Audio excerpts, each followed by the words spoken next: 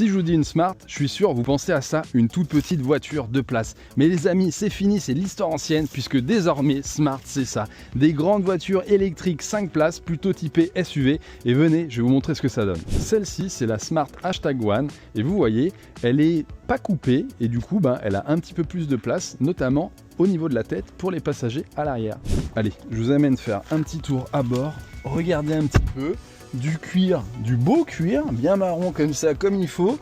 Un bel écran au milieu, un bel écran d'infotainment, le petit combiné d'instrumentation qui va bien.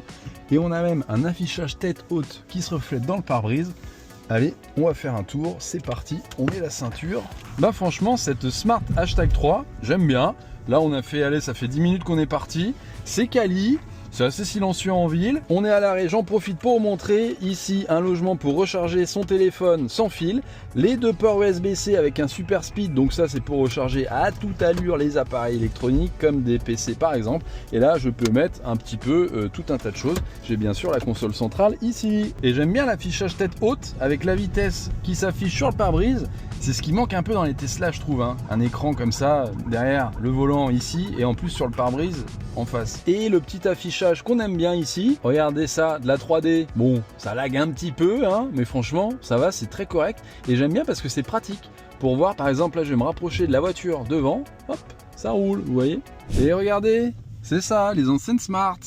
Mais ça, c'est has-been maintenant. Et là, je suis passé à l'arrière pour vous montrer un peu l'espace que j'ai. Alors, vous voyez, j'ai quand même au moins 10 cm d'espace au genou, alors que le siège à l'avant, il est réglé pour ma taille et je fais 1m84.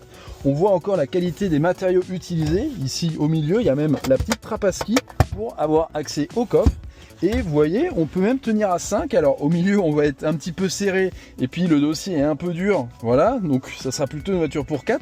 Mais franchement, j'aime bien. Et qui dit Smart dit petite voiture. Mais ici, ce n'est plus le cas. Regardez le coffre qu'on a. Franchement, il est immense quand on parle de Smart. On a même ici un petit sous-coffre où on va mettre les câbles. Et voilà. Ici en plus c'est la version coupée qui n'est même pas la plus grande. Pour les prix, la Smart #1 commence à partir de 35 000 € en France et c'est 39 000 € pour la version #3 qui est un peu plus coupée, un peu plus stylée. Vous voyez, on a les deux côte à côte ici.